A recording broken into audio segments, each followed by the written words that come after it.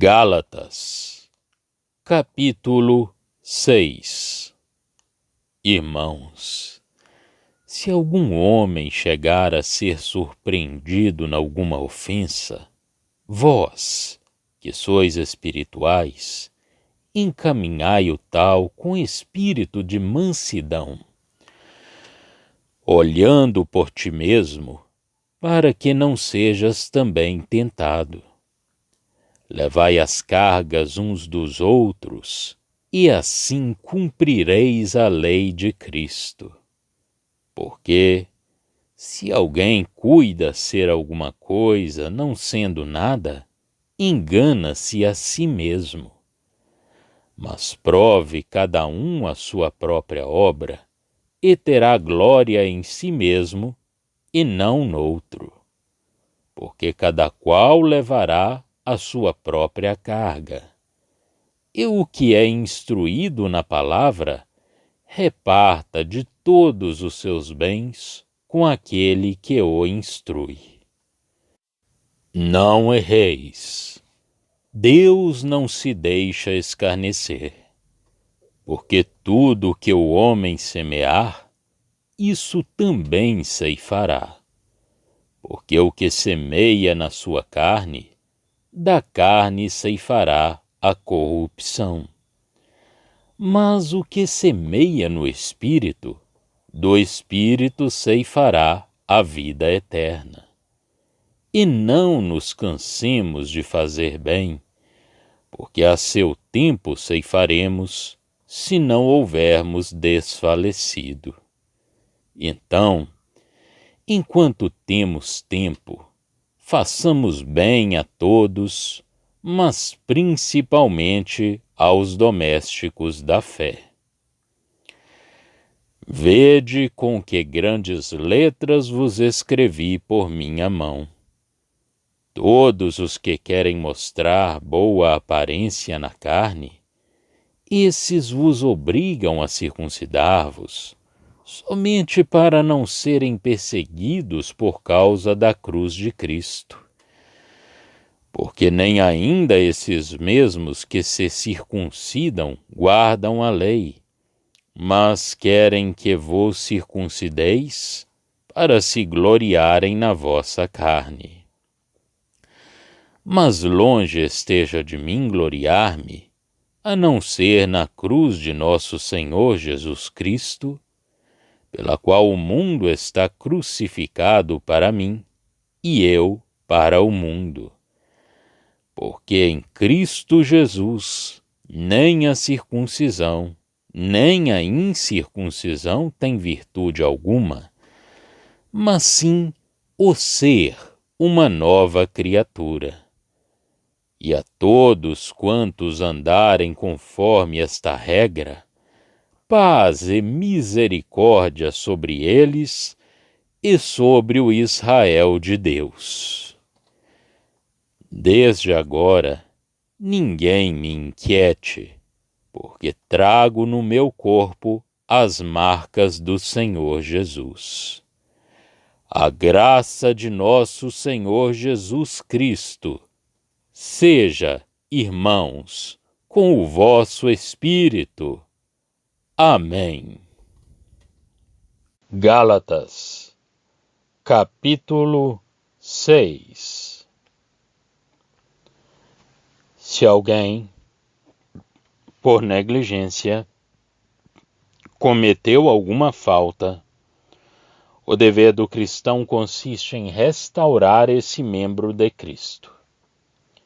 Querido a Cristo e ao cristão, de harmonia com o amor de Cristo, e em fazê-lo num espírito de doçura, lembrando-se de que também ele próprio pode cair. Se eles desejavam uma lei, o apóstolo propõe-lhes uma, a saber, levar as cargas uns dos outros, cumprindo assim a lei de Cristo, isto é, o que foi a regra de toda a sua vida neste mundo. Não é vangloriando-se, quando não é nada, que o homem adquire a verdadeira glória. Não fazemos senão enganar-nos, diz o apóstolo, e em termos tais que, pela sua simplicidade, deita um desprezo indizível sobre aqueles que o fazem. Esses legalistas vangloriavam-se muito, impondo cargas aos outros e revestindo-se da sua glória judaica.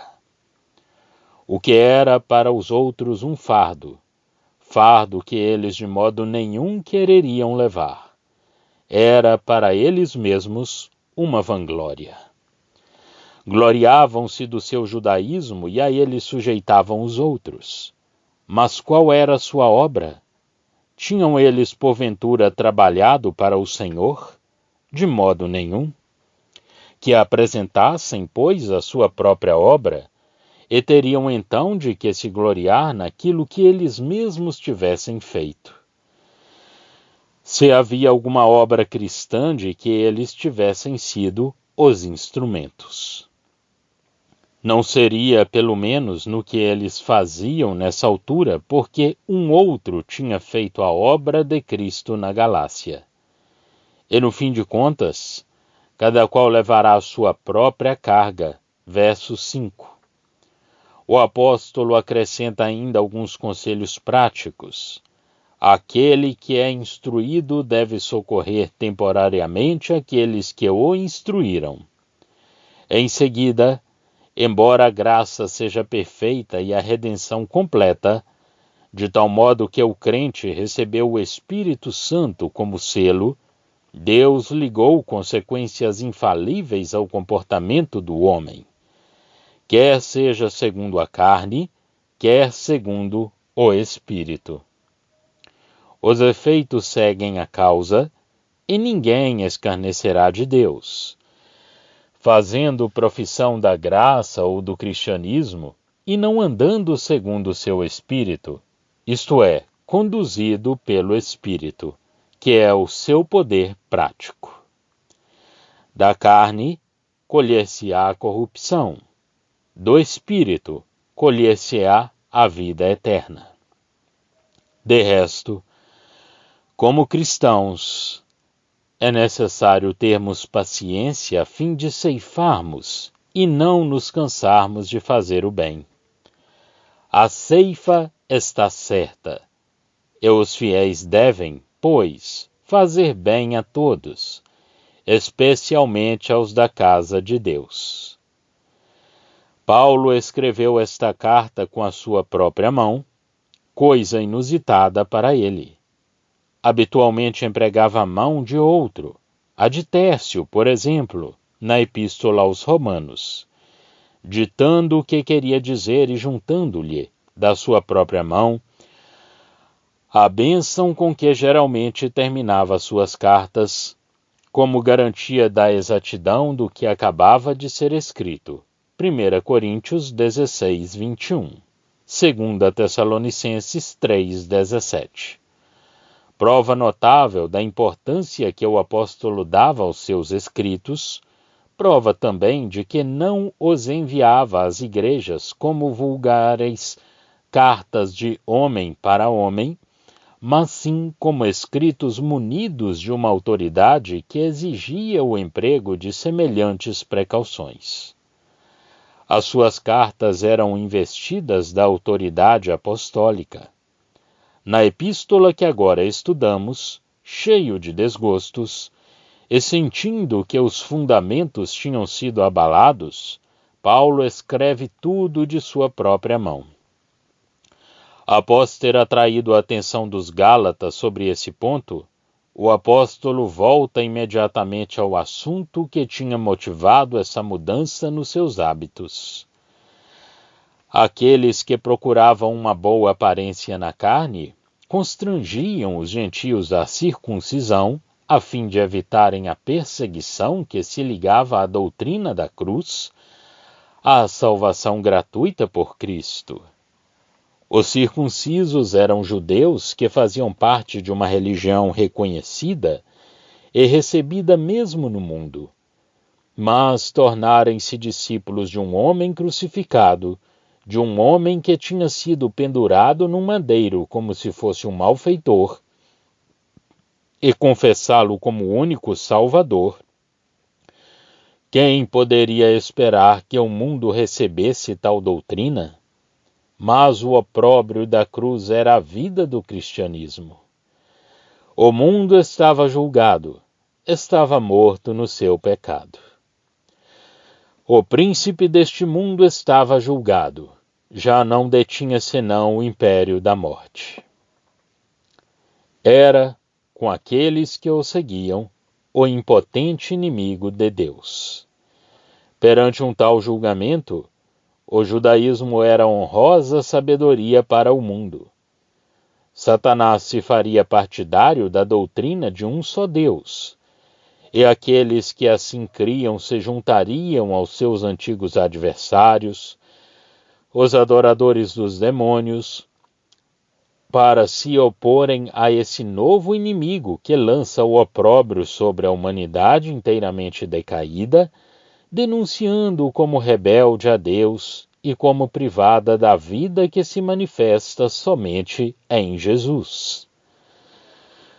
A cruz era a sentença de morte anunciada sobre esta natureza, e o judeu na carne era atingido, mesmo mais do que o gentio, porque pendia a glória de que tinha sido revestido em face dos outros homens por causa do conhecimento que possuía de um Deus único e verdadeiro.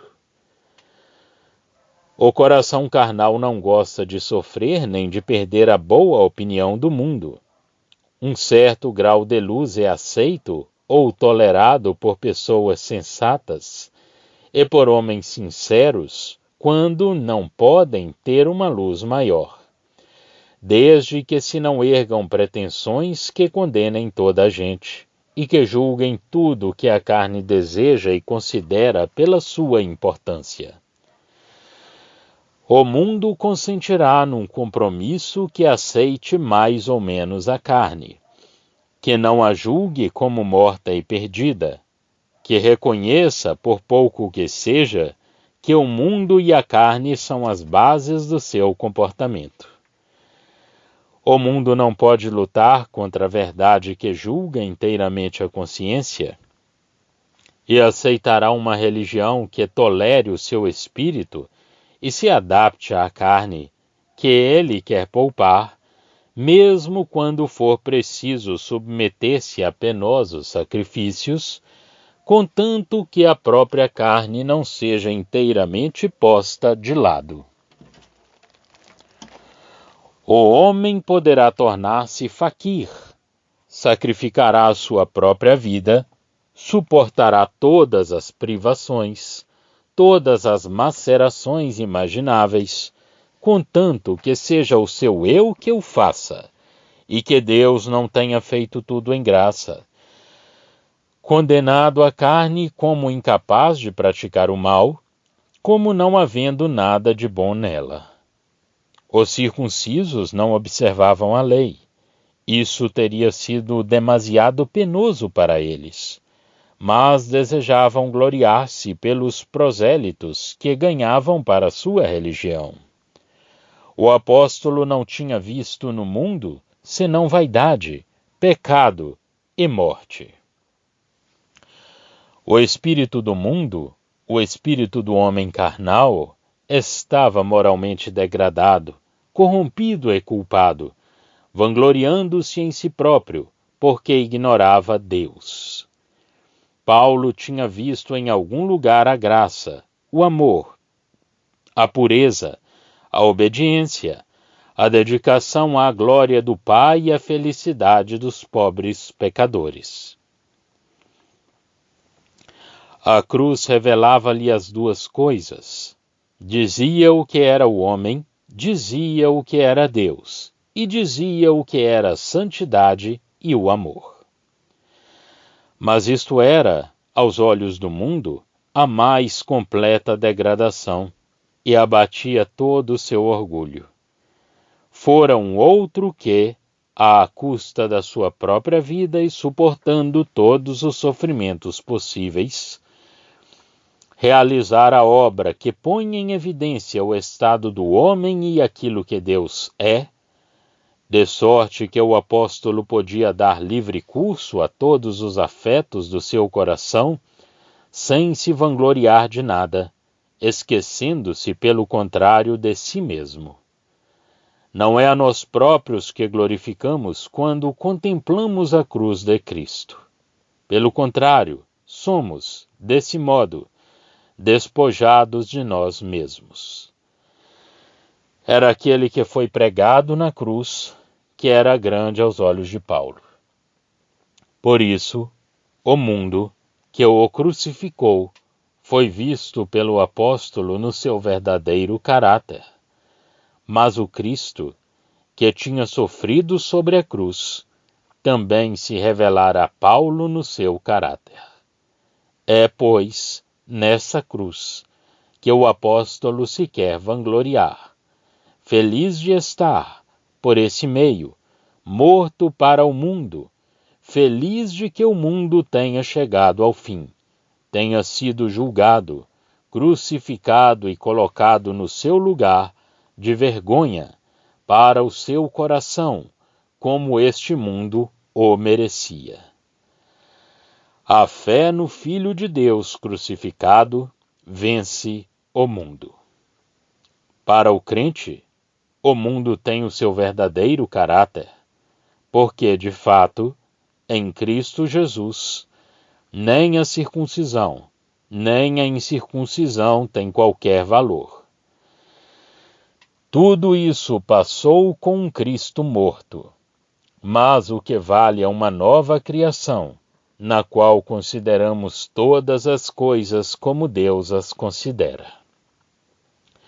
É aqueles que andam segundo os princípios dessa nova criação, é aos verdadeiros filhos de Deus que o apóstolo deseja a paz. Não é o Israel circunciso segundo a carne, que é o Israel de Deus. Mas, se havia alguém desse povo, circunciso de coração, que se gloriasse na cruz, segundo os sentimentos que são da nova criação, esses, sim, esses eram o Israel de Deus. Aliás, todo verdadeiro cristão o era no que concerne ao espírito do seu comportamento. Finalmente, o apóstolo pede que não o inquietem acerca do seu ministério. Ele trazia no seu corpo os estigmas do Senhor Jesus. Sabemos que marcavam um escravo por meio de um ferro quente, para desse modo se saber a quem ele pertencia. As feridas que o apóstolo tinha recebido mostravam clara e inteiramente quem era o seu Senhor. Portanto, que não se pusesse mais em questão o seu direito de se intitular servo de Cristo. Que comovente apelo este daquele cujo coração se sentia magoado por ver posto em questão o seu serviço para com o Mestre, de que ele tanto amava. De resto, Satanás, que tinha impresso essas marcas, devia bem reconhecê-las, essas belas iniciais de Jesus. A terminar, o apóstolo, de harmonia com o amor divino que o animava, desejava que a graça do Senhor seja com os Gálatas, como sendo almas queridas de Jesus, qualquer que fosse o seu estado. Mas não encontramos aqui nenhuma efusão do coração, como noutros lugares, nas saudações afetuosamente dirigidas a cristãos. Na verdade, era um dever de amor que Paulo cumpria, mas que laços de coração poderia ele ter com pessoas que procuravam a sua glória na carne e aceitavam o que desonrava Jesus, enfraquecendo e mesmo anulando a glória da sua cruz? Sem ele mesmo desejar, a corrente do afeto estava detida.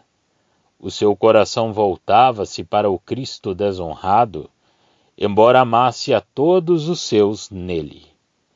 Este é o verdadeiro sentimento que encerram os últimos versos desta epístola.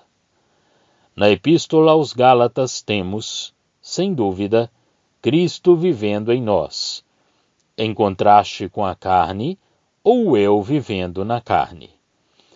Mas, como verdade sistemática, não temos nem o crente em Cristo, nem Cristo no crente. No final do capítulo 2, temos o estado prático do cristão. Aliás, toda a epístola é o julgamento de todo o regresso ao judaísmo, como sendo idêntico à idolatria pagã. A lei e o homem na carne estavam em correlação. A lei fora interposta entre a promessa e Cristo, a semente. Era, na verdade, uma coisa muito útil para pôr o homem à prova, mas, uma vez conhecida, ela condena-o e leva-o à morte. Ora, o Senhor fez plenamente face a esse fato, em graça pela cruz. O fim na morte do homem na carne, o fim do pecado, faz pecado em Cristo. Todo o regresso à lei representava o abandono da promessa e da obra de graça em Cristo. Era voltar à carne como sendo o pecado e estando perdida. Era voltar a ela, como se pudesse haver alguma relação entre a carne e Deus.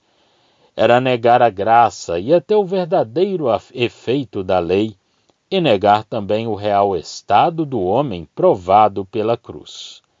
Era o paganismo. Observar os dias, etc., supunha o homem vivendo na carne e não representava o fim do velho homem pela graça na cruz. Em seguida temos Cristo como sendo a nossa vida. Sem isso a morte deixar-nos-ia naturalmente sem esperança. Mas não temos na epístola a posição cristã. Nós em Cristo e Cristo em nós.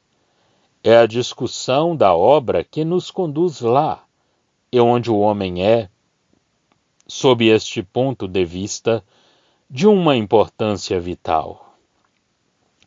O homem na carne está totalmente fora de toda relação com Deus, e nenhuma relação pode ser estabelecida.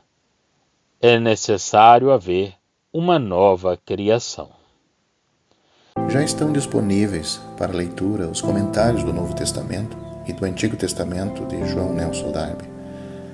Estão nos formatos de livro, e-book, também aplicativo para o celular Android.